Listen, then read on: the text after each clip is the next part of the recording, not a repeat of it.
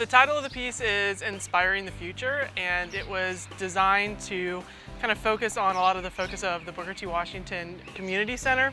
So it's very much centered on some of the things that the children that come here could aspire to. There's going to be little bubbles that aren't blocked in yet that will have little icons that are related to like future career paths, like medical field or engineering, things like that.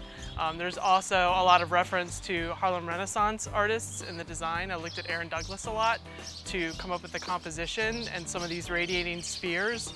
And inside of the spheres, there are silhouettes of people related to the community, like the centerpiece is Booker T. Washington up in the central sphere to kind of show the influence of the people in the community on kind of growing the children. So that's what the sprouts are kind of like. They're sprouting from the community center. So we started with putting a coat of gesso on the wall, which helps to bond the paint to the wall. Then I made them do that while I mixed all the colors. We used Nova Color paint, which is a higher end, more resilient grade of acrylic paint. After the paint's mixed and the wall's gessoed, we gridded the wall, drew everything out, and then I kind of followed behind and hit the chalk line with paint.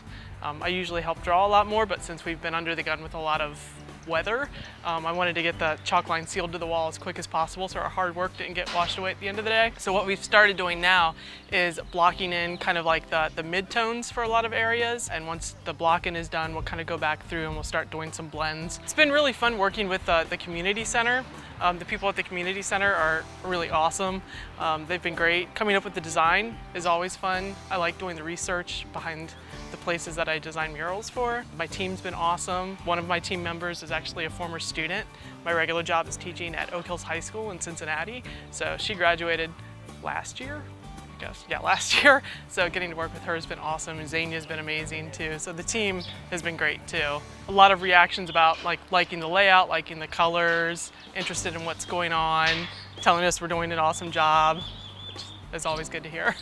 Hopefully it will inspire them to at least become more appreciative of the arts. I think that's one of the nice things about the StreetSpark murals is that they are all on view for everybody to see. You don't have to go to a gallery or somewhere.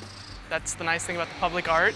So hopefully it'll inspire them to maybe pursue their own art a little bit more, or just inspire them in general for maybe some future plans, especially the kids, because it is meant to be more kid-centric and focused on speaking to them about the paths that they can follow in life.